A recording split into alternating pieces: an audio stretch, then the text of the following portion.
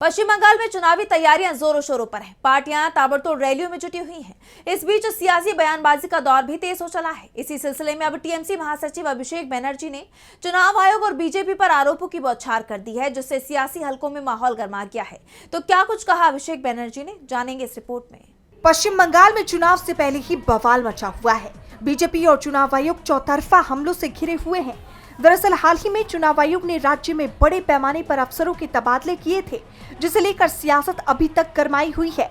इसी कड़ी में टीएमसी महासचिव अभिषेक बनर्जी ने चुनाव आयोग और बीजेपी को खरी खरी सुनाते हुए एक्स पर पोस्ट किया, भाजपा बंगाल की धरती पर इसी तरह का परिवर्तन थोपना चाहती है। मुख्य सचिव, गृह सचिव, DGP, ADG, IG, SP, DM, Kolkata police आयुक्त और यहाँ तक कि केएमसी आयुक्त को भी बदल दिया गया। इस तरह के अभूतपूर्व हस्तक्षेप से इरादे और समय को लेकर गंभीर सवाल उठते हैं। इसके बाद जो हुआ वो और भी चिंताजनक है। इन परिवर्तनों की आड़ में धमकियों की घटनाएं बढ़ रही है, दुकानों में तोड़फोड़ हो रही है, धर्म के नाम पर तनाव भड़काया जा रहा है और आम लोगों को कष्ट सहना पड़ रहा है। हमें बुलडोजर मॉडल की जरूरत नहीं है, हमें नफरत और हिंसा की आयातित राजनीति की जरूरत नहीं है। ये हमारी स्थानीय संस्कृति है, हमारा अड्डा है, वो त्योहार है जिन्हें हम साथ मिलकर मनाते हैं। एक दूसरे की मान्यताओं के प्रति हमारा सम्मान है, यही हमारी पहचान है।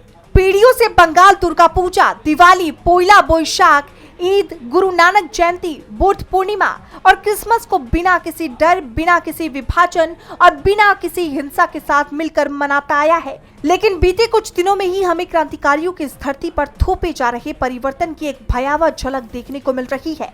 रविंद्रनाथ टैगोर और स्वामी विवेकानंद की भूमि बंगाल हमेशा से सहिष्णुता, सद्भाव और सह अस्तित्व का प्रतीक रही है। दशकों से बंगाल विविधता में एकता का जीता जागता उदाहरण रहा है।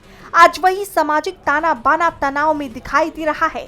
सवाल ये है कि इस व्यवधान से किसे फायदा हो रहा है और बंगाल की जनता को इसकी क्या कीमत चुकानी पड़ रही है।